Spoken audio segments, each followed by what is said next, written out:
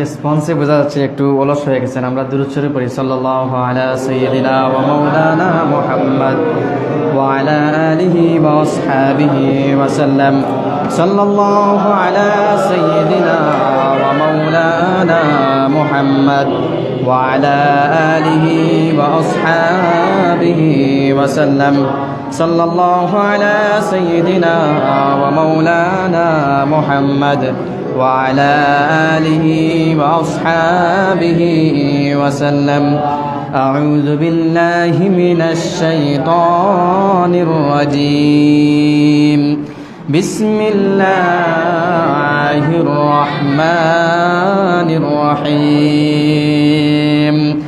وقال ربكم ادعوني أستجب لكم إن الذين يستكبرون عن عبادتي سيدخلون جهنم داخرين.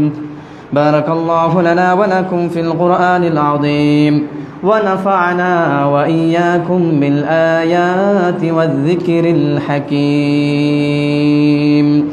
اللهم صل على محمد وعلى آل محمد كما صليت على إبراهيم وعلى آل إبراهيم إنك حميد مجيد.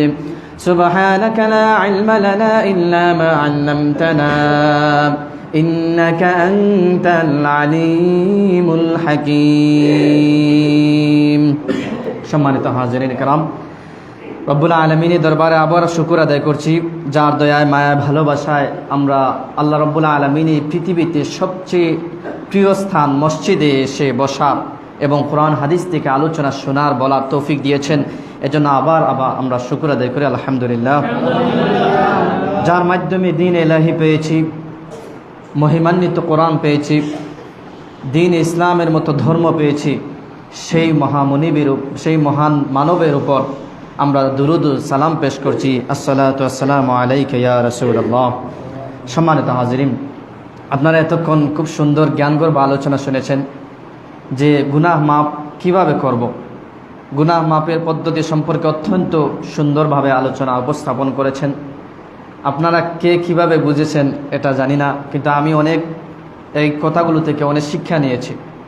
আপনাদের সম্মুখে আমি ওনাকে উপস্থাপন করেছি, এটা আমার আনন্দিত লাগছে, এবং আপনাদের সম্মুখে এরকম কথা বলে ধন্য হয়েছেন, এটাও আমার জন্য আনন্দ লাগছে।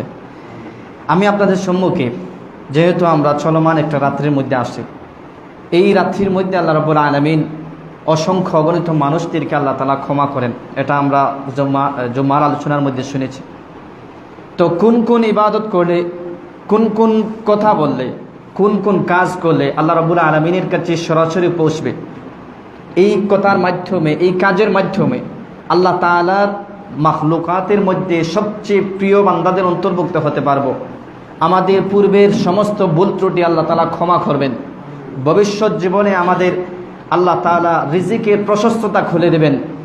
দুনিয়ার চলমান এই সংকটাপন্ন অবস্থা থেকে, শয়তানের প্রোপাগান্ডা থেকে, চতুর্দিকে বেড়াজালে আমরা আবদ্ধ, ইমান আমলের যেই কথা কাজগুলো আমরা স্বাধীনভাবে মুক্তভাবে করছি না, শয়তানের আঘাত, মানুষের কুসংস্কারের আঘাত, অসভ্য মানুষের আঘাত, এগুলো আমাদেরকে ইমান থেকে সরিয়ে নিচ্ছে, কোরআন হাদিস থেকে সরিয়ে নিচ্ছে, আমাদের রাসূল সাল্লাল্লাহু আলাইহি ওয়াসাল্লামের রেখে যাওয়া দিন থেকে আমাদেরকে বঞ্চিত করছে। কোথায় নিয়ে যাচ্ছে? অন্ধকার এক জগৎ, অন্ধকার এক রাত, অন্ধকার এক পথের দিকে আমাদেরকে ধাবিত করছে। অথচ আল্লাহ তাআলা আমাদেরকে প্রতিনিয়ত তার সহজ সরল আলোর রাস্তার মধ্যে থেকে আমাদেরকে আহ্বান করেন। রসুলের মাধ্যমে আমাদেরকে আল্লাহ তাআলা এই রাস্তাকে চিনিয়ে দিয়েছেন।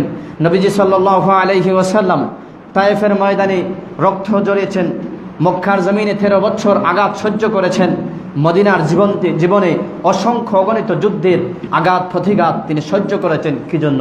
আমাদেরকে সহজ সরল একটা দ্বীনের উপর প্রতিষ্ঠিত রেখে যাওয়ার জন্য, আমাদেরকে এই কোরআন মক্কা থেকে সুদূর প্রসারী এই চট্টগ্রাম দামপাড়ায় কোরআনের মেসেজগুলো পৌঁছে দেওয়ার জন্য রাসূল সাল্লাল্লাহু আলাইহি ওয়াসাল্লামের এই তিতিক্ষা আমাদেরকে আল্লাহ রাসূল সাল্লাল্লাহু আলাইহি ওয়াসাল্লাম করে গিয়েছেন। এখন যদি আমরা এই কোরআনকে রেখে, হাদিসকে রেখে বিভিন্ন মতাদর্শে আদর্শিত হয়ে বিভিন্ন ষড়যন্ত্রের শিকার হয়ে আমরা কোরআন থেকে বঞ্চিত হয়ে যাই, রসুলের এই দিন থেকে আমরা বঞ্চিত হয়ে যাই, তাহলে আমাদের রসুলের প্রতিজ্ঞা নিষ্ফল হবে এবং আমাদের দুনিয়ার জীবনটা পরকালে গিয়ে আফসোসের কারণ হবে। আল্লাহ তাআলা আমাদের এই আফসোস থেকে রক্ষা করুন এবং সফল ব্যক্তিদের অন্তর্ভুক্ত হওয়ার জন্য যেন রব্বুল আলামিন আমাদেরকে কবুল করেন। এই আজকে রাত আমাদের জীবনে, পূর্বের বছরে এই সময়ে এই মসজিদে অনেক মানুষ ছিল, আজ পাশের কবরে শুয়ে আছে। আমরা জানি না আমাদের মৃত্যু, একটু আগে আমরা আলোচনা শুনেছি কীভাবে মানুষের একজন কবজা করে মৃত্যু নিশ্চিত আবার সুনিশ্চিত। মৃত্যু আসবে মানুষের জীবনে নয়, সমস্ত প্রাণীর জীবনে, একমাত্র আল্লাহ তাআলা ব্যতীত। যিনি মৃত্যু দান করেন তিনিও মৃত্যুবরণ করবেন, এটা সত্য। অনিশ্চিত কি আমি কখন মরব সেটা জানি না, সেটা হলো অনিশ্চিত। এই মৃত্যু আমরা কখন জানি হবে আমরা জানা নাই। আমরা যদি জ্ঞানবান হই, আমরা যদি বুদ্ধিমান হই, তাহলে আমরা এই রাতকে আমাদের জীবনের গনিমত হিসাবে আমরা নির্ধারণ করব এবং এই রাতে আমরা বিভিন্ন টিভির সিরিয়াল দেখে কাটাবো না, বিভিন্ন প্রোপাগান্ডার মধ্যে শিকার হয়ে কাটাবো না, গল্প গুজব আজগুবি যত কাজ আছে সমস্ত কাজ থেকে আমরা নিজেদেরকে ফারিগ রেখে মসজিদে আল্লাহর জিকিরের নির্ধারিত করব সময়গুলোকে, নফল ইবাদতের মাধ্যমে আমাদের জীবনকে রাঙ্গাবো এবং কোরআন তিলাওয়াতের মাধ্যমে, দুরুদের মাধ্যমে, জিকিরের মাধ্যমে আমরা আমাদের এই রাতকে কাটাবো। সবাই ওয়াদা আছেন তো? আল্লাহ তাআলা আমাদেরকে তৌফিক দান করুন।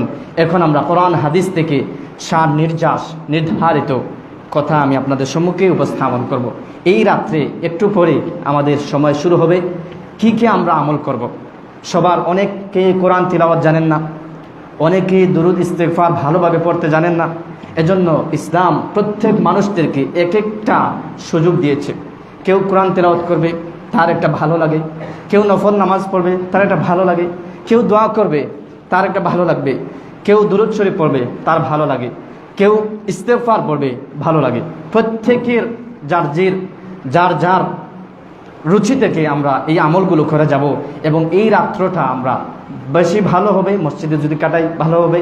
আর যদি আমরা আমার যেটা পারি কোরআন তিলাওয়াত পারি, কোরআন তিলাওয়াত, নফল ইবাদত করতে আমার ভালো লাগে, নফল ইবাদতের মাধ্যমে আমরা এই রাতটা কাটাবো। আল্লাহ তাআলা আমাদেরকে তৌফিক দান করেন। আসেন, এক নম্বর আমরা এই রাতকে দোয়ার মাধ্যমে কাটাবো। আল্লাহ রাসূল সাল্লাল্লাহু আলাইহি ওয়াসাল্লাম হাদিসের মধ্যে বলেছেন, قال رسول الله صلى الله عليه وسلم خمس ليال لا ترد فيهن الدعوة। নবীজি সাল্লাল্লাহু আলাইহি ওয়াসাল্লাম বলেছেন, আল্লাহ তাআলা দুনিয়ার সারা বছরের মধ্যে 5টি রাত্র নির্ধারণ করেছেন। এই 5টি রাত্রে যদি কোনো বান্দা আল্লাহ তাআলার কাছে দোয়া করে, প্রার্থনা করে, হোক ক্ষমা প্রার্থনা, হোক রিজিক কামনা, হোক তার রিজিকের প্রশস্তা কামনা, হোক তার আল্লাহ তাআলা নেক আমলের মাধ্যমে তার জীবন কাটানোর কামনা, যেই কল্যাণমূলক কামনা হোক, যদি এই 5 রাত্রির মধ্যে যে কোনো একটা রাত সে আল্লাহ তাআলার কাছে দোয়া করে, আল্লাহ তাআলা তার দোয়া কবুল করবেন। সুবহানাল্লাহ। তাহলে এই 5টি রাত আল্লাহ তাআলা নির্ধারণ করে দিয়েছেন নবীজির মুখনিসৃত বাণীর মাধ্যমে। এই 5টি রাত্রের মধ্যে এক নম্বর রাসূল সাল্লাল্লাহু আলাইহি ওয়াসাল্লাম বলেন, আউয়ালু লাইলাতুম মিন রাজব, রজবের প্রথম যেই দিন শুরু হবে, যেই রাত আসবে, সেই রাতটি হলো আল্লাহ তাআলা দোয়া কবুল করেন। সুবহানাল্লাহ। অর্থাৎ রজব মাসের 1 তারিখে প্রথম রাত যেটি প্রবেশ করে, সেই রাতটি হলো আল্লাহ তাআলার কাছে অত্যন্ত অফারের একটা সুযোগ বান্দাদেরকে দিয়ে থাকেন। এই রাত্রির মধ্যে যদি বান্দা আল্লাহ তাআলার কাছে ক্ষমা চায়, রিজিকের অবস্থা চায়, অসুস্থ, দুঃখ দুর্দশায় একেবারে গ্রেফতার করে আছে চতুর্দিকে, সে আর কোনো পথ পাচ্ছে না, এই অবস্থায় যদি আল্লাহ তাআলার কাছে ক্ষমা চায়, সাহায্য চায়, তাহলে আল্লাহ তাআলা তাকে এই রাত্রে সাহায্য করবেন। কোন রাত? প্রথমে রজবের প্রথম রাত। আসেন দ্বিতীয় নম্বর, ওয়ালাইলাতুন নিসফি মিন শাবান। আমরা বর্তমানে যেই রাত্রিতে আছি, সেই রাত্রি যদি আমরা আল্লাহ তাআলার কাছে দোয়া করি, যার যেই অবস্থায়, প্রত্যেক মানুষ এক অবস্থায় থাকবে না, এটা সত্য। কেউ অসুস্থ, কেউ রিজিকের সংকটতা অবস্থায়, কেউ গুনাহ করতে করতে একেবারে নিজেকে শেষ করে দিয়েছে, কেউ মেয়ে বিয়ে দিতে পারছে না, ছেলে বিয়ে দিতে পারছে না, ঋণে গ্রাস করে আছে। প্রত্যেকের অসুবিধা নিয়ে যদি আল্লাহ তাআলার কাছে কামনা করেন এই রাত্রে, তাহলে রাসূল সাল্লাল্লাহু আলাইহি ওয়াসাল্লাম বলেছেন, লা তুরাদ্দু ফিহিন্না দাওয়া, তার যেই চাওয়া হোক, যেই কামনা হোক, আল্লাহ তাআলা তার দোয়া কবুল করবেন। 3 নম্বর, ওয়া লাইলাতুল জুমআ, আমাদের প্রত্যেক সপ্তাহে একদিন জুমা। আজকে জুমা দিন ছিল। এই দিন আসার পূর্বের রাত অর্থাৎ লাইলাতুল জুমা, দিন আরবি মাস হিসাবে রাত আগে আসে, দিন পরে আসে। এজন্য আমরা বৃহস্পতিবার যেটি রাত আছে, বৃহস্পতিবার পরে যে রাত হয় সেটা হলো জুমার রাত।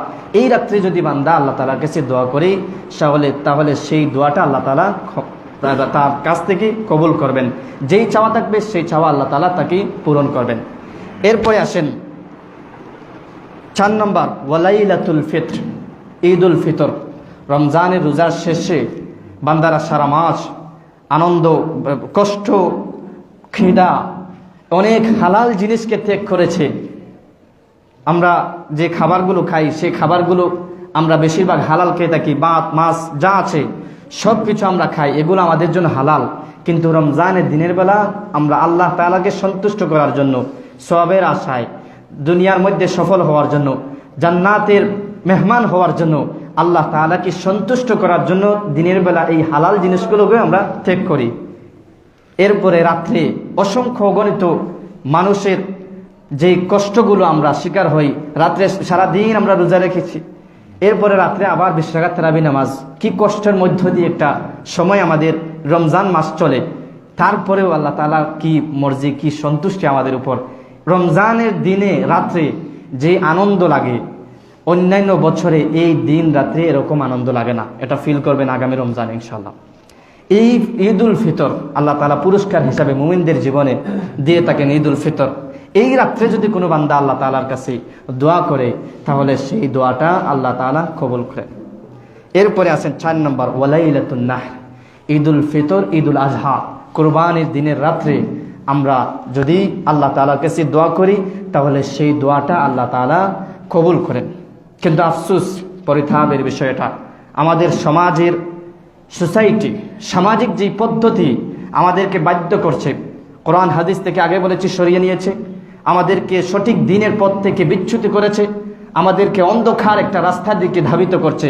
আমাদের এই ঈদুল ফিতর রাত্রে আমরা বিভিন্ন গুনাহে লিপ্ত হয়ে যাই।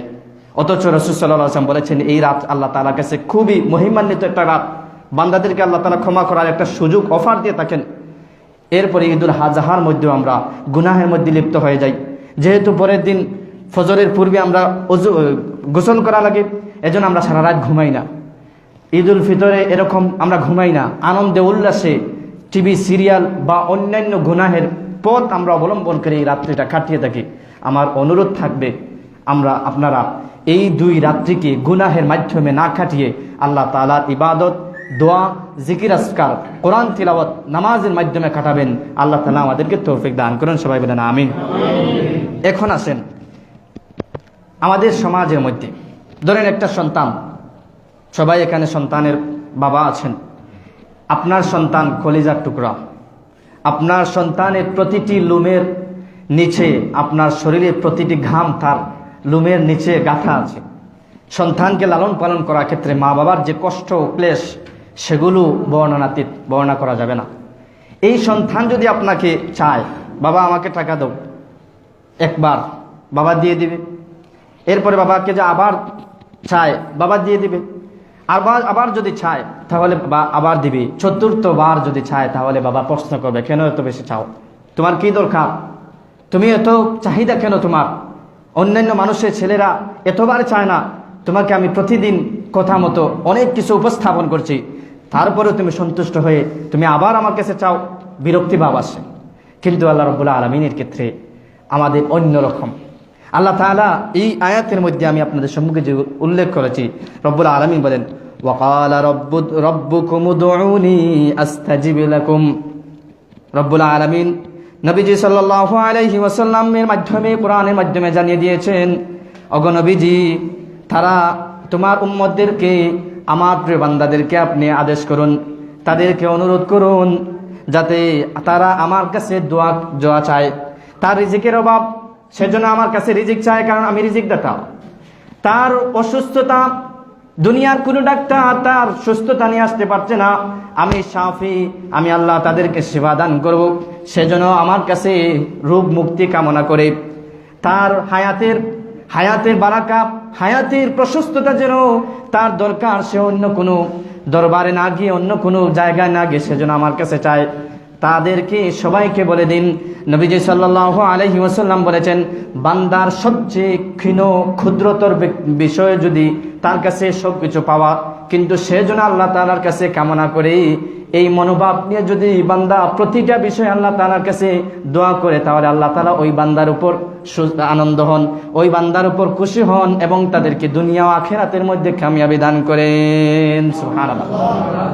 এই আয়াতের মাধ্যমে আল্লাহ রাব্বুল আলামিন আমাদেরকে আদেশ করছেন যে আমরা আল্লাহ তাআলার কাছে ক্ষুদ্র থেকে ক্ষুদ্রতর সাধারণ একটা জিনিস যেন আল্লাহ তাআলার কাছে আমরা চাই।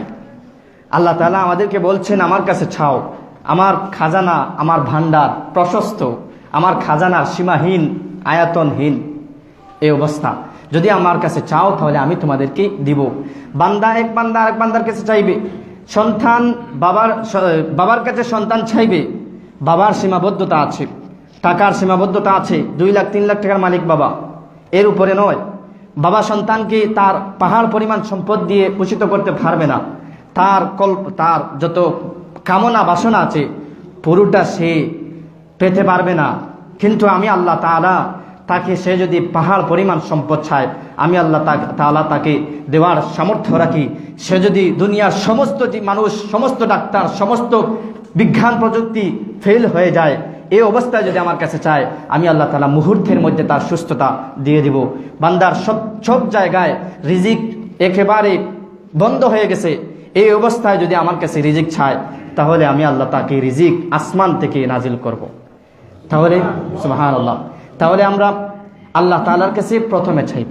একটা জিনিসের প্রয়োজন, ধরেন আমার রিজিকের প্রয়োজন, বিভিন্নভাবে আমরা রিজিক, পোশাক বলেন, কাপড় বলেন, টাকা পয়সা যা আছে সব কিছু ক্ষুদ্র থেকে জিনিস আল্লাহ তাআলার কাছে আমরা চাইব। হে আল্লাহ, আমার একটা প্রয়োজন। আল্লাহ, আমার সন্তানকে সুস্থ করার জন্য পর্যাপ্ত টাকা পয়সা নাই। মসজিদে আমরা দাঁড়িয়ে বলি, আমার সন্তান অসুস্থ, আমাকে কিছু টাকা দান করেন, আমি সন্তানকে সুস্থতার জন্য বিভিন্ন হাসপাতালে নিয়ে যাব। এটা না বলে প্রথমে আল্লাহ তাআলাকে বলো, কারণ সুস্থতার মালিক কে? বলেন, সুস্থতার মালিক কে? আল্লাহ। রিজিক দাতা কে? আল্লাহ। এজন্য প্রথমে আমরা আল্লাহ তাআলার কাছে চাইব। এই প্রত্যয়ের মনোভাব নিয়ে এখান থেকে আমরা বের হব। আল্লাহ তাআলা আমাদেরকে তৌফিক দান করুন। এরপরে আসেন, বান্দা দেখেন উল্টো, বান্দার কাছে যত বেশি চাইবেন তত বেশি বিরক্তি ভাব প্রকাশ করে। বাবার কাছে সন্তান চাইবে, বাবা বিরক্তি ভাব প্রকাশ করবে। কিন্তু আল্লাহ তাআলা বলছেন, আমার কাছে না চাইলে আমি তার উপর রাগ করি। সুবহানাল্লাহ।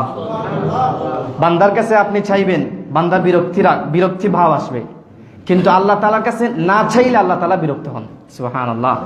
আল্লাহ তাআলা বলছেন, ইন্নাল্লাযীনা ইস্তাকবিরুনা আন ইবাদাতি, যে সমস্ত বান্দারা আমার ইবাদত থেকে মনোভাব ফিরিয়ে নেয়, যে সমস্ত বান্দারা আমার কাছে চাওয়া থেকে নিজেকে স্বয়ংসম্পূর্ণভাবে আমার কাছে চায় না, দুনিয়ার অন্য জিনিসের কাছে চায়, ভগবানের কাছে চায়, মূর্তির কাছে চায়, আরো যত পথ পান্থা বান্দারা তৈরি করেছে সেই পন্থা অবলম্বন করে চায়, এই সমস্ত মানুষদের উপর আমি তাদেরকে নারাজ হয়ে সায়াদখুলুনা জাহান্নামা দাখিরিন, তাদেরকে অচিরেই অবশ্যই আমি জাহান্নামের মধ্যে প্রবেশ করব।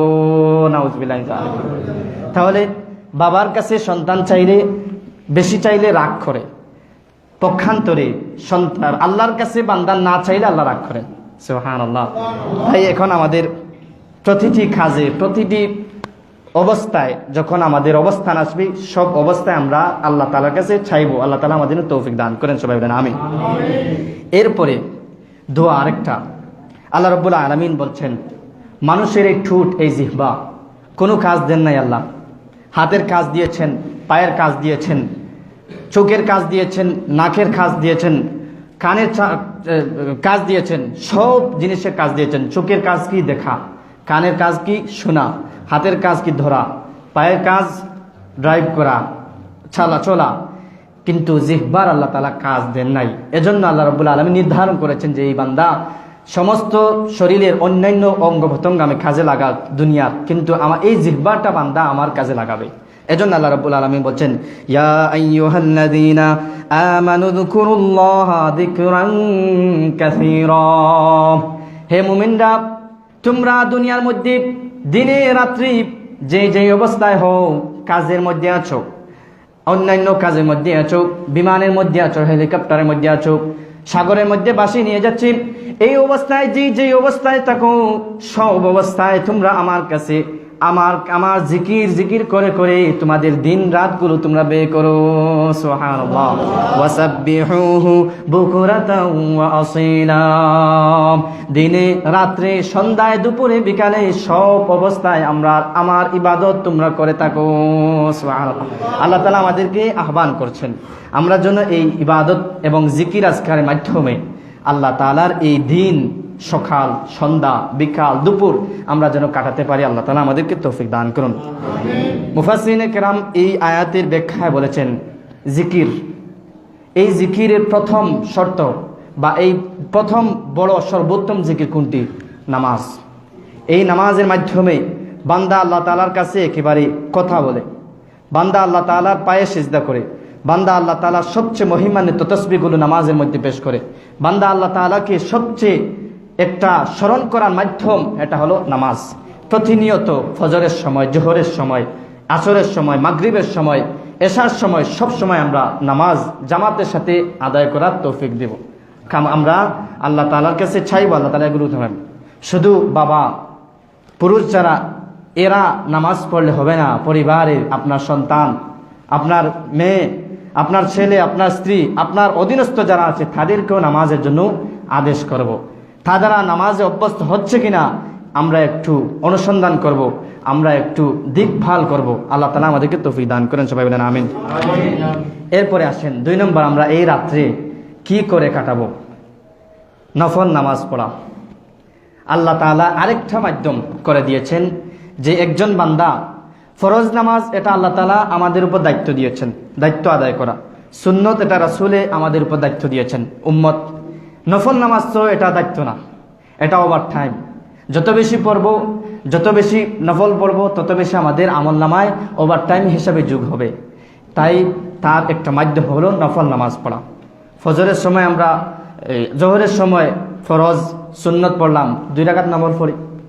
এরপরে মাগরিবের সময় আমরা ফরজ সুন্নত পড়লাম, নফল পড়ি। যেই অবস্থায় আমরা নফল নামাজ পড়ার চেষ্টা করব। পাশাপাশি বিশেষ করে আমরা আজকে রাত্রে নফল নামাজ বেশি বেশি করে পড়ার চেষ্টা করব। আমি আবারও বলছি, শবে বরাত, শবে কদর, এই 2টা রাত্রকে কেন্দ্র করে আমাদের সমাজের মধ্যে কিছু অপসংস্কৃতি বলেন বা শরীয়ত বহির্ভূত কাজ হয়ে থাকে। আমরা বিভিন্ন নামাজ তৈরি করে থাকি, আমরা বিভিন্ন কাজ আমরা নিজ থেকে তৈরি করি, অথচ কোরআন হাদিসে নেই। মনে রাখবেন, কোরআন হাদিসে বহির্ভূত যেগুলো আছে সেই কাজ যদি আপনি করেন, এটা আল্লাহ রাসূলের জিম্মায় নয়। কোরআনের মধ্যে আছে, হাদিসের মধ্যে আছে, যেভাবে বলা আছে সেভাবে যদি আমি করি, তাহলে এটা আল্লাহ তাআলা আমার আমলনামায় সওয়াব দিবেন, এটা আল্লাহ তাআলার দায়িত্ব, মনে রাখবেন।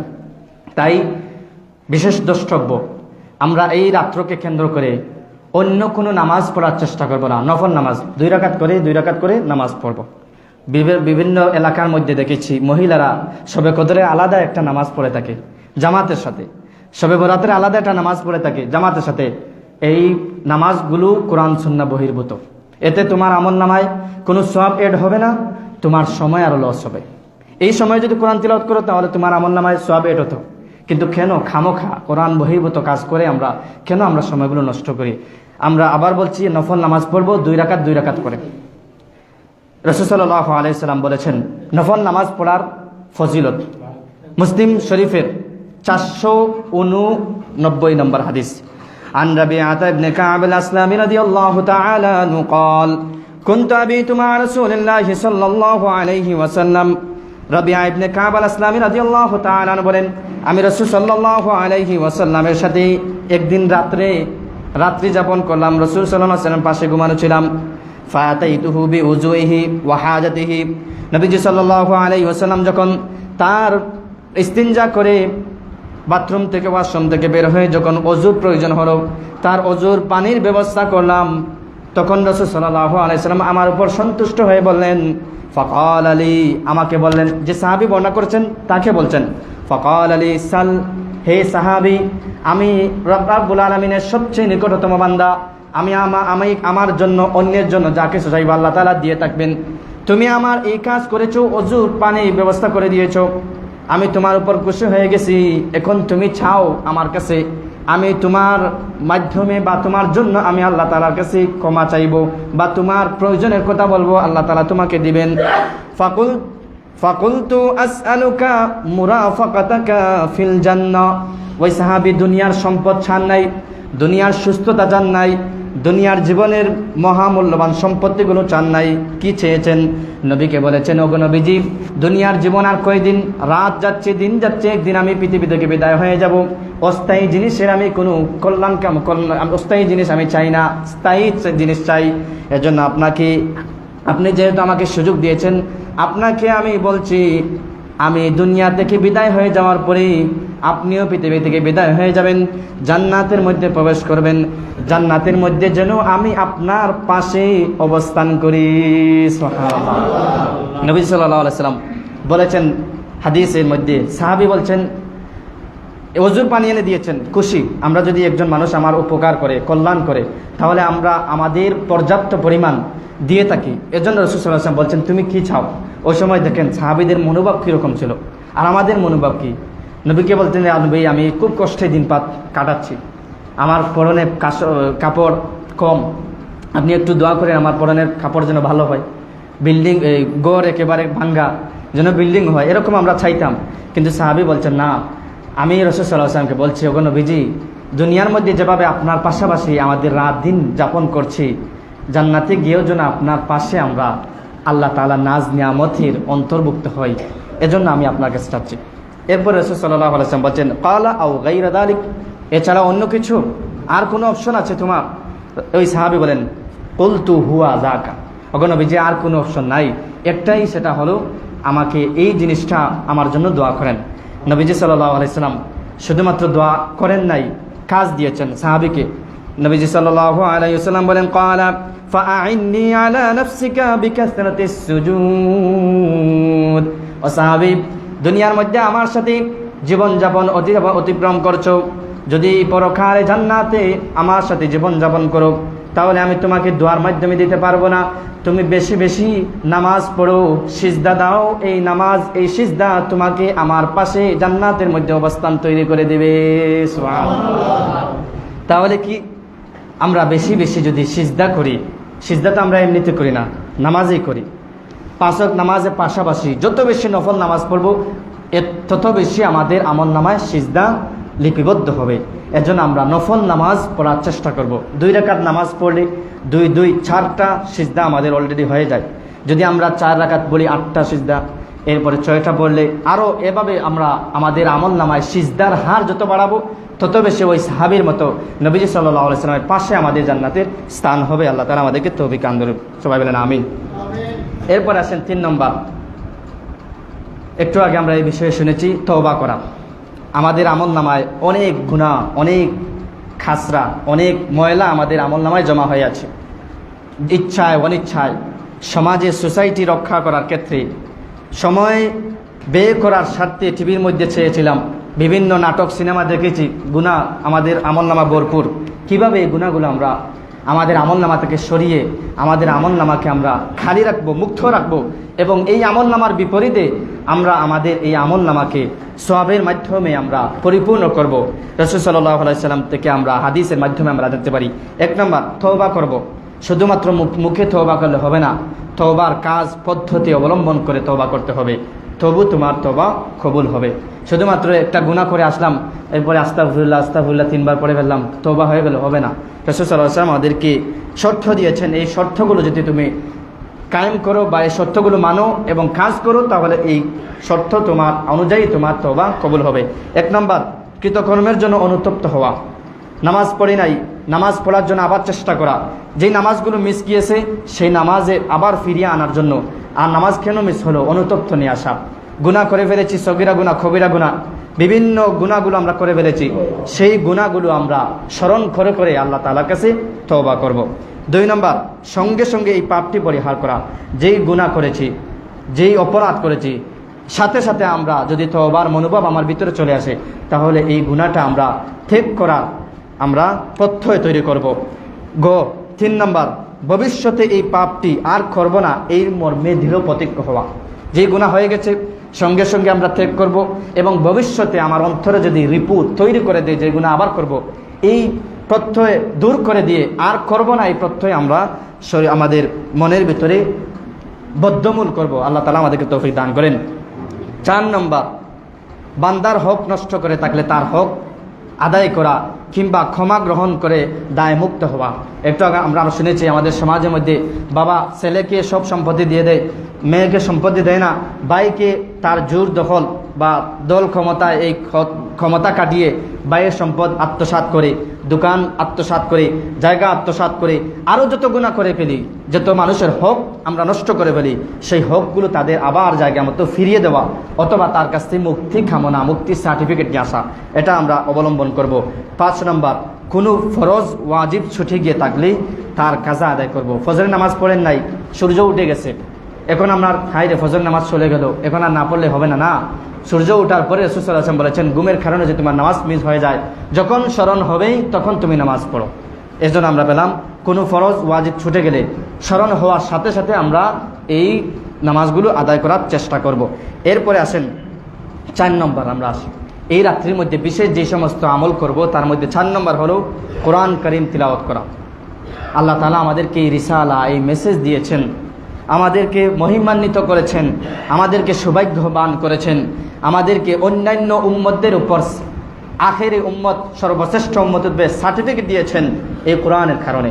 এই কোরআনে আল্লাহ তাআলা তার সরাসরি কালাম আমাদেরকে দিয়েছেন, তার সাথে কথার মাধ্যম আমাদেরকে দিয়েছেন। এই কোরআন আমরা তিলাওয়াত করব। একজন মানুষ পুরো কোরআন তিলাওয়াত করতে জানে না, আলহামদুলিল্লাহ পারেন তো, এই আলহামদুলিল্লাহ পড়ার চেষ্টা করবেন। সূরা নাস থেকে সূরা ফিল পর্যন্ত পারেন, নামাজ পড়েন, এই সূরাগুলো আমরা পড়ার চেষ্টা করব। যদি আমরা কোরআন তিলাওয়াত করতে পারি না, তাহলে কোরআন যারা শিখেছে, যারা পারে, তাদের কোরআন শোনা আমরা চেষ্টা করব। এরপরে আছে 5 নম্বর, দুরূদ শরীফ পড়া। রাসূল সাল্লাল্লাহু আলাইহি ওয়াসাল্লামের উপর দুরূদ শরীফ পড়া।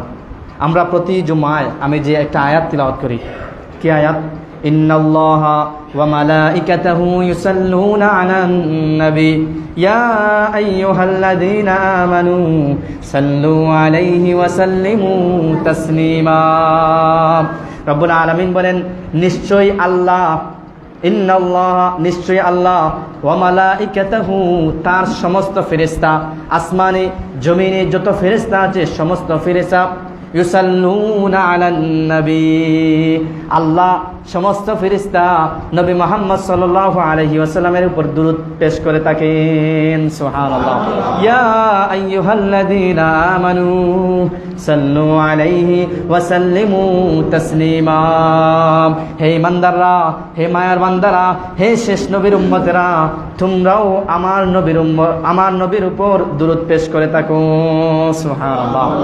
তাহলে যেই নবীর উপর সরাসরি আল্লাহ তাআলা দুরূদ পেশ করে থাকেন, সরাসরি সমস্ত ফেরেশতা দুরূদ পেশ করে থাকেন, সরাসরি অন্যান্য মাখলুকাত দুরূদ পেশ করে থাকেন, তাহলে আমরা সেই নবীর উম্মত, সেই নবীর কারণে দিন পেয়েছি, সেই নবীর কারণে কোরআন পেয়েছি, সেই নবীর কারণে এত সুন্দর রাস্তা পেয়েছি, সেই নবীর কারণে আমরা আজ মসজিদে এসে আল্লাহ তাআলার দরবারে মূর্তির পায়ে সিজদা না দিয়ে, অন্যান্য গাছ পূজা, বৃক্ষ পূজা, নক্ষত্র পূজা না করে সরাসরি আল্লাহ তাআলার ইবাদত করছি, পূজা করছি। সেই নবীর উপর আমরা কেন দুরূদ পড়ব না? তার কি কারণ? যে আল্লাহ তাআলা দুরূদ পড়ছেন, যেই নবী দুরূদ পড়ছেন, যেই ফেরেশতারা দুরূদ পড়ছেন, তাহলে আমরা তার উম্মত হয়ে আমরা কেন দুরূদ পড়ব না? এজন্য আমরা বেশি বেশি দুরূদ পড়ার চেষ্টা করব। কারণ আমরা এই আয়াতের মাধ্যমে জানতে পারলাম সব সময় আল্লাহ তাআলা নবীর উপর দুরূদ পড়ছেন, ফেরেশতারা নবীর উপর দুরূদ পড়ছেন।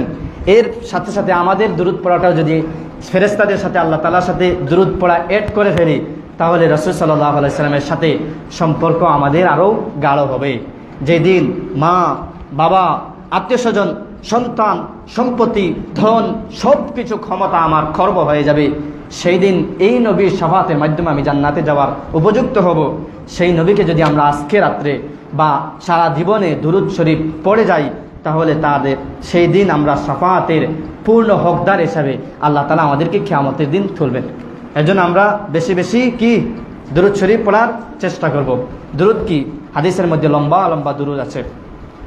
আপনারা সংক্ষেপে বলবেন সাল্লাল্লাহু আলাইহি, বলেন সাল্লাল্লাহু আলাইহি ওয়াসাল্লাম, সাল্লাল্লাহু আলাইহি ওয়াসাল্লাম, এতটুকু পড়বেন। অথবা আল্লাহুম্মা সাল্লি আলা মুহাম্মদ, আল্লাহুম্মা সাল্লি আলা মুহাম্মদ, আল্লাহুম্মা সাল্লি আলা মুহাম্মদ, এতটুকু পড়বেন। বেশি না পড়লে এই দুইটা দুরূদ যদি পড়েন, আল্লাহ তাআলা সর্বক্ষণ নবীর উপর দুরূদ পড়ছেন, ফেরেশতাগণ সর্বক্ষণ নবীর উপর দুরূদ পড়ছেন। আমিও যদি আমার জিহ্বার মধ্যে নবীর উপর দুরূদটা চালু করে দেই, তাহলে আল্লাহ, ফেরেশতা, আমার জিহ্বা সবার সমান হয়ে গেল। সেদিন আমি রাসূল সাল্লাল্লাহু আলাইহি ওয়াসাল্লামের পূর্ণ শাফাতের হকদার হিসেবে কিয়ামতের দিন উঠব। আল্লাহ তাআলা আমাদেরকে তৌফিক দান করুন। এরপরে আসেন 7 নম্বর, ইস্তেগফার পড়া। একটু আগে শুনেছি মৃত্যু, এটা ইস্তেগফার আমাদেরকে পরকালের অবস্থা তুলে ধরে। এই ইস্তেগফার আমার পূর্ববর্তী সমস্ত গুনার উপর অনুতপ্ত হয়ে আমি করছি। এই ইস্তেগফার আল্লাহ তাআলার আযাবকে ভয় করে আমি করছি। এই ইস্তেগফার, গুনাহ করে ফেলেছি, এখন আমার কোনো উপায় নাই, আমি ইস্তেগফার পড়ছি।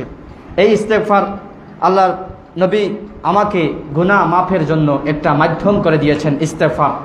এরপরে সরাসরি রাসূল সাল্লাল্লাহু আলাইহি ওয়াসাল্লাম দিনে 70 বারের মতো, 100 বারের মতো ইস্তেগফার পড়েছেন, হাদিসের মধ্যে পাওয়া যায়। যেই নবীর গুনাহ নাই, যেই নবী নিষ্পাপ, সেই নবী যদি দিনে 70 বার, দিনে 100 বার যদি ইস্তেগফার করে থাকেন, তাহলে আমাদের সর্বক্ষণ গুনার মধ্যে দিন যাচ্ছে, রাত যাচ্ছে, সকাল যাচ্ছে, বিকাল যাচ্ছে, তাহলে আমি কেন আমার আমলনামা ইস্তেগফার করে করেই আমরা আমলনামা কেন ভারী করব না?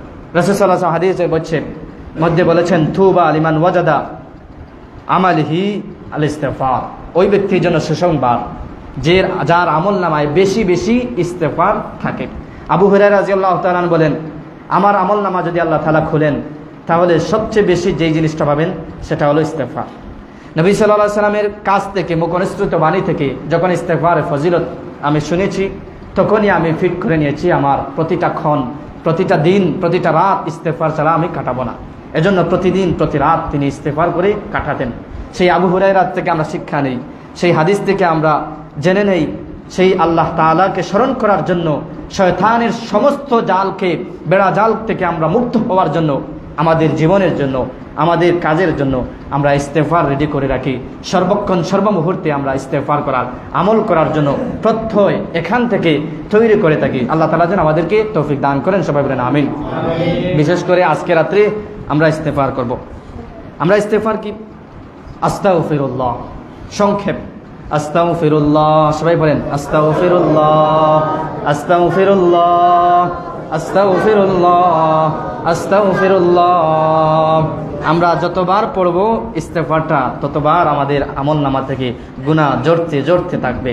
এক সময় যখন আমার ইস্তেগফারের মাত্রা অতিরিক্ত হয়ে যাবে, বেশি হয়ে যাবে, এদিকে আমার আমলনামা গুনাহমুক্ত অবস্থায় আল্লাহ তাআলার সামনে আমরা উপস্থাপন করব। এই ইস্তেগফারের মাধ্যমে পাহাড় পরিমাণ গুনাহ আল্লাহ তাআলা মাফ করে থাকেন। এই ইস্তেগফারের মাধ্যমে সাগরের যত পানি আছে, সমস্ত পানির পরিমাণ যদি বান্দার গুনাহ দ্বারা লিপিবদ্ধ হয়ে যায়, তাহলে এই ইস্তেগফারের মাধ্যমে আল্লাহ তাআলা ক্ষমা করে দেন। আল্লাহ তাআলা এটাই বলেন যে, বান্দা, দুনিয়ার কোনো মানুষের ভয়ে সে মাতানত করে নাই, দুনিয়ার সমস্ত টাকা পয়সার আত্মসাতের মধ্যে সে লিপ্ত হয় নাই, গুনাহ করেছে, অপরাধ করেছে, নাফরমানি করেছে, সব নাফরমানি করে কোনো মানুষের কাছে সাহায্য চায় নাই, কোনো মানুষের কাছে ক্ষমা চায় নাই। কার কাছে ক্ষমা চেয়েছে? আমি আল্লাহ তাআলার কাছে। বলছে, আল্লাহ আস্তাগফিরুল্লাহ, আল্লাহ আমি গুনাহ করেছি, আল্লাহ আমি অপরাধ করে ফেলেছি, আল্লাহ আমি না বুঝি শয়তানের প্রভাগান্ডায় আমি বদ্ধ হয়ে, শয়তানের কর্ম পদ্ধতি আমি চলে আল্লাহ ভুল করেছি, আল্লাহ আমি তোমার কাছে ক্ষমা চাচ্ছি, আমাকে ক্ষমা করে দিন। ইস্তেগফার বলা মানে এটাই অর্থ, আল্লাহ আমি ক্ষমা চাচ্ছি, আল্লাহ আমি ভুল করেছি, আর করব না, ক্ষমা করে দাও। এই ইস্তেগফার, এটাই আমাদের অর্থ, এটা শিখায়। ইস্তেগফার কি জন্য? বান্দা বুঝে নাই, বান্দা না জেনে বা মনের হেসাতে আমরা অনেক গুনাহ করে ফেলি। রাস্তা দিয়ে হেঁটে যাচ্ছি, গায়রে মাহরাম নারীদেরকে বেপর্দা অবস্থায় যাচ্ছে, সেই নারীদেরকে আমরা থাকিয়ে গেছি, শয়তান আমাকে নিয়ে গেছে। টিভির মধ্যে বেপর্দা নারীরা খবর পড়ছে, অভিনয় করছে, অশ্লীল অবস্থায় উপস্থাপনা করছে, সেগুলো আমরা দেখে ফেলেছি। এরপরে আমি ইস্তেগফার করলাম, আল্লাহ আমি জানি নাই, আমার ইচ্ছা মতো এই গুনাহ হয় নাই, আমি শয়তানের কারণে আমি এই গুনাহ করেছি, আল্লাহ আমি আর গুনাহ করব না, আমি তোমার কাছে ক্ষমা চাচ্ছি, আল্লাহ আমাকে ক্ষমা করে দাও। এটার অর্থই হলো ইস্তেগফার। আমি বুঝি নাই, আমাকে ক্ষমা করো, এটার নাম হলো ইস্তেগফার। যখনই আমরা ইস্তেগফার পড়ব তখন আল্লাহ তাআলা, তখন আমরা স্মরণ করে এই কথা বলবো, আস্তাগফিরুল্লাহ, আল্লাহ আমি বুঝি নাই, আস্তাগফিরুল্লাহ, আল্লাহ অনর্থকভাবে আমার জীবনটা কাটিয়েছি, আস্তাগফিরুল্লাহ মানে আল্লাহ তোমার রাস্তা মতো আমি চলি নাই, আস্তাগফিরুল্লাহ, আল্লাহ আমি তোমার জীবন যা রিজিক খাচ্ছি 24 ঘন্টা তোমার কথা মতো চলছি না, এখন আমি তোমার কথা মতো চলবো, দৃঢ়পথ্যে নিজেকে দাঁড় করছি, তোমার রাস্তা মতো আমি চলবো, আমি এই পথ্য কামনা নিয়ে চলাফেরার চেষ্টা করছি, আল্লাহ আমাকে তৌফিক দান করো। এটার অর্থ হলো ইস্তেগফার। আমল করতে পারছেন না, আল্লাহ তাআলার কাছে অক্ষমতা প্রকাশ করা, অপরাধ করে ফেলেছেন, ক্ষমা প্রার্থনা করা, এটার নাম হলো ইস্তেগফার। আল্লাহ তাআলা আমাদেরকে ইস্তেগফার করার তৌফিক দান করুন। এখন আছেন ইস্তেগফার, অনেক আয়াত হাদিসের মধ্যে রাসূল সাল্লাল্লাহু আলাইহি ওয়াসাল্লাম ইস্তেগফারের অনেক ইস্তেগফার বলেছেন। দুইটা ইস্তেগফার আমরা পড়ব। এক নম্বর হলো সাইয়্যিদুল ইস্তেগফার। আমরা সবাই এই ইস্তেগফারটা চিনি, সেটা আমরা অনেক দোয়ার বইয়ের মধ্যে পেয়ে থাকি, অনেক লেখালেখির মধ্যে পেয়ে থাকি। সেটা হলো আল্লাহুম্মা আনতা রাব্বি লা ইলাহা ইল্লা আনতা খলাকতানি ওয়া আনা আবদুকা ওয়া আনা আলা আহদিকা ওয়া ওয়া'দিকা মাসতাতা'তু ওয়া আউযু বিকা মিন শাররি মা সানাতু আবু লাকা ইলাইয়া মিন যাবনি। এরপরে শেষ পর্যন্ত আমরা এই দোয়া, এই ইস্তেগফার বলবো। তখন নবী সাল্লাল্লাহু আলাইহি ওয়াসাল্লাম বলেছেন, যেই ব্যক্তি এই ইস্তেগফার পূর্ণ মনোযোগের সাথে সমস্ত অক্ষমতা বহিঃপ্রকাশ করে আল্লাহ তাআলার কাছে এই ইস্তেগফারটা বলবে, তার জীবনের সমস্ত আমলনামা আল্লাহ, সমস্ত গুনাহ আল্লাহ তাআলা ক্ষমা করে দেবেন। সুবহানাল্লাহ। তাহলে ইস্তেগফার, সাইয়্যিদুল ইস্তেগফার আমাদের বিভিন্ন নেট ক্যাটাগরি পাওয়া যায়, বিভিন্ন দোয়ার বইয়ের মধ্যে পাওয়া যায়। এটা মুখস্থ করব এবং সঠিক পূর্ণভাবে সহিভাবে মুখস্থ করব এবং এই ইস্তেগফারটা আমরা বেশি বেশি করে পড়ার চেষ্টা করব। এখন আসেন, যারা পারবেন না এই সাইয়্যিদুল ইস্তেগফার, যারা পড়তে পারবেন না, তাদের জন্য আরেকটা সুযোগ রাসূল সাল্লাল্লাহু আলাইহি ওয়াসাল্লাম বলেছেন, সেটা হলো এই ইস্তেগফারটা পড়বেন, আস্তাগফিরুল্লাহাল আযীম আল্লাযী লা ইলাহা ইল্লা হুয়াল হাইয়ুল কাইয়্যুম ওয়া আতুবু ইলাইহি। সবাই বলেন আস্তাগফিরুল্লাহাল আযীম, সবাই বলেন, মুখস্থ হবে, আস্তাগফিরুল্লাহাল আযীম আল্লাযী লা ইলাহা ইল্লা হুয়া আল্লাযী লা ইলাহা ইল্লা হুয়াল হাইয়ুল কাইয়্যুম ওয়া আতুবু ইলাইহি। এই ইস্তেগফার যে বান্দারা পড়বে, তার সমস্ত পিছনের গুনাহ যত আছে সমস্ত গুনাহগুলো আল্লাহ তাআলা ক্ষমা করে দিবেন। এরপরে আছেন 6 নম্বর, এ রাতে কিছু দান সদকা করা, নফল ইবাদত করে মৃত্যুদের জন্য সওয়াব পৌঁছানো আমাদের জন্য সুবর্ণ সুযোগ। এই রাত্রে আমরা বেশি বেশি করে দান করার চেষ্টা করব। দানের অন্যান্য বিভিন্ন রকমের খাত আছে, দানের বিভিন্ন রকমের উপায় পন্থা আছে। এই মসজিদে দান করব, এটা একটা পন্থা। বিভিন্ন এতিম গরিব অসহায়দেরকে আমরা দান করব, এটা একটা। এরপরে আপনার ভাই খাবার খেতে পাচ্ছে না, আপনি আলিশান বিল্ডিংয়ে ঘুমাচ্ছেন, পাশের ঘরে ভাই আপনার আলিশান বিল্ডিংয়ের মালিক নয়, আপনি বড় বড় মর্যাদাপূর্ণ খাবার খাচ্ছেন, পাশের মানুষগুলো খাবার খাচ্ছে না, এটা একটা খোঁজ নেন। রান্না করেছেন ভালো খাবার, পাশের ঘরে মানুষকে পাঠান, এটা আপনার সদকা। শুধুমাত্র টাকা দান করে এটা সদকা নয়, রান্না আপনার ঘরে ভালো হয়েছে, অন্য ঘরের মানুষদেরকে আপনি দান করেন, সেটা আপনার দান, সদকা। আপনার ভালো ভালো পোশাক পরে হাঁটছেন, পাশের মানুষ, পাশের ঘরে মানুষ, পাশের এলাকার মানুষ ভালো পোশাক পরছে না, যেই ব্যক্তি ভালো পোশাক পরছে না তাকে আপনার একটা ভালো পোশাক আপনি দান করেন, দোকান থেকে কিনে আপনি ওই ব্যক্তিকে দান করেন, সেটা আপনার দান। যেই মানুষগুলো যেই জিনিসের মুখাপেক্ষে সেই জিনিসগুলো দান করা সবচেয়ে কার্যকর।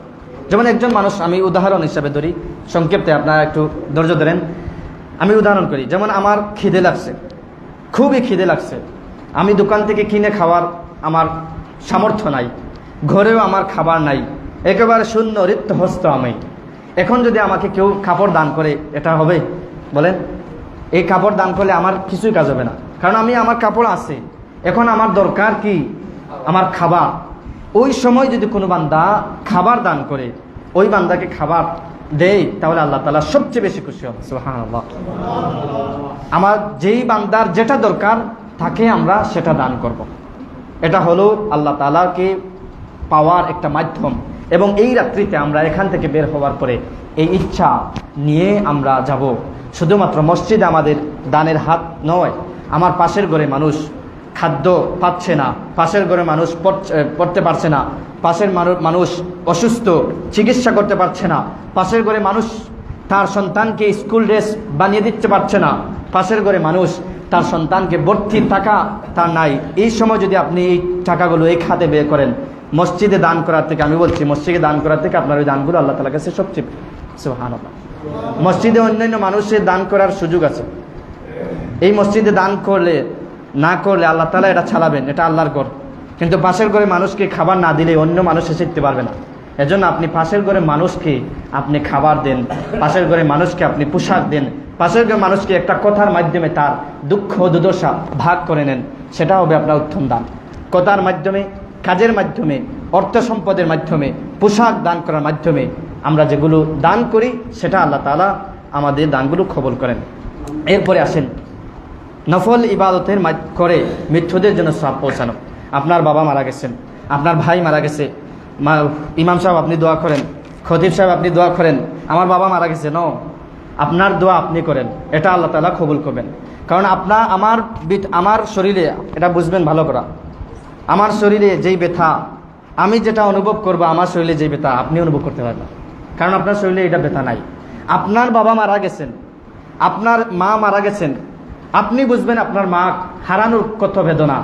আমি দোয়ার মধ্যে বলবো এই অমুক আল্লাহ তাআলা অমুকের মাকে মাফ করে দিন, অমুকের বাবাকে মাফ করে দেন, এটা আমি আমার থেকে বলবো, এটা দায়িত্ব। কিন্তু আপনি আল্লাহ তাআলাকে যদি যেই অবস্থায় বলেন, আল্লাহ আমার বাবা না খেয়ে আমাকে খেয়েছে, আল্লাহ অনেক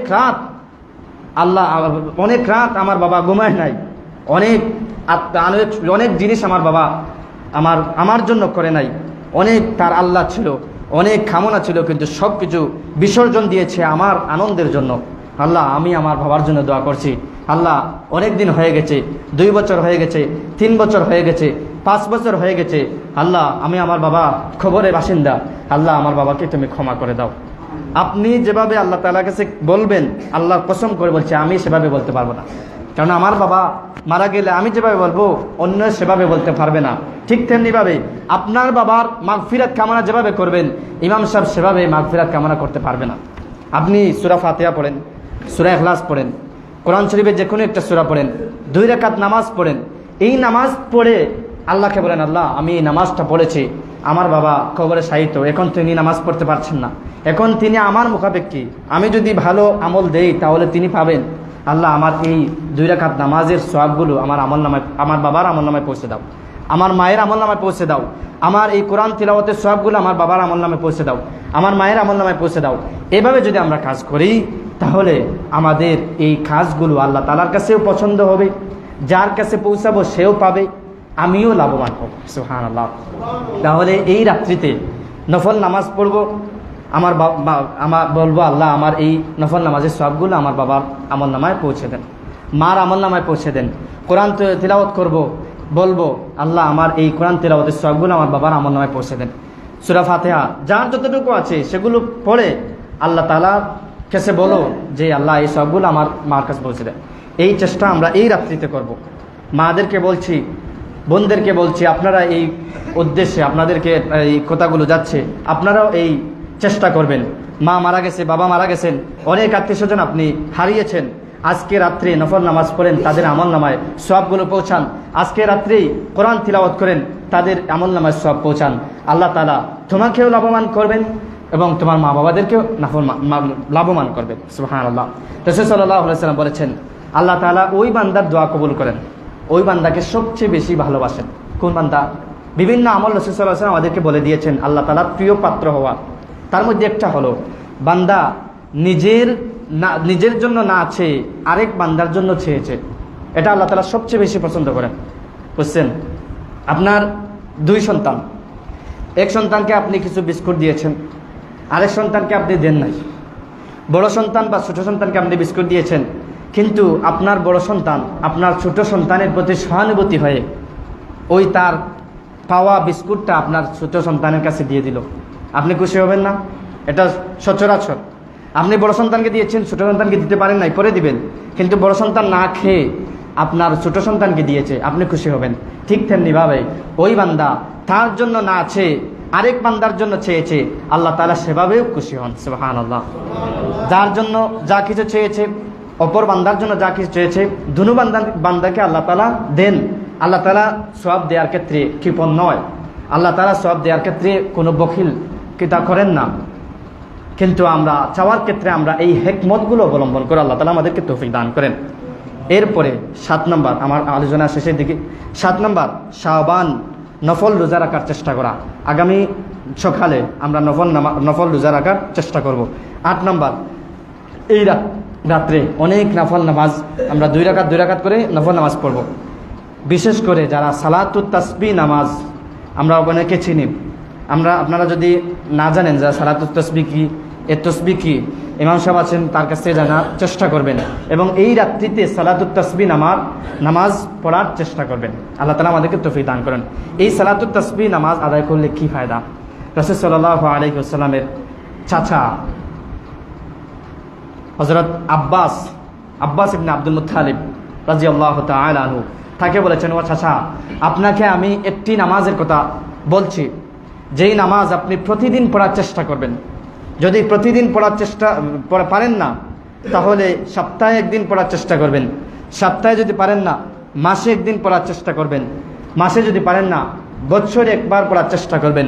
বছরেও যদি পারেন না, তাহলে সারা জীবনে একবার হইলেও এই নামাজটা পড়ার চেষ্টা করবেন। কি নামাজ? রাসূল সাল্লাল্লাহু আলাইহি ওয়াসাল্লাম যেভাবে বলছেন যে সালাতুত তাসবিহ নামাজ। এই নামাজ পড়লে কি ফায়দা? এই নামাজ পড়লে আল্লাহ তাআলা কি দিবেন পুরস্কার?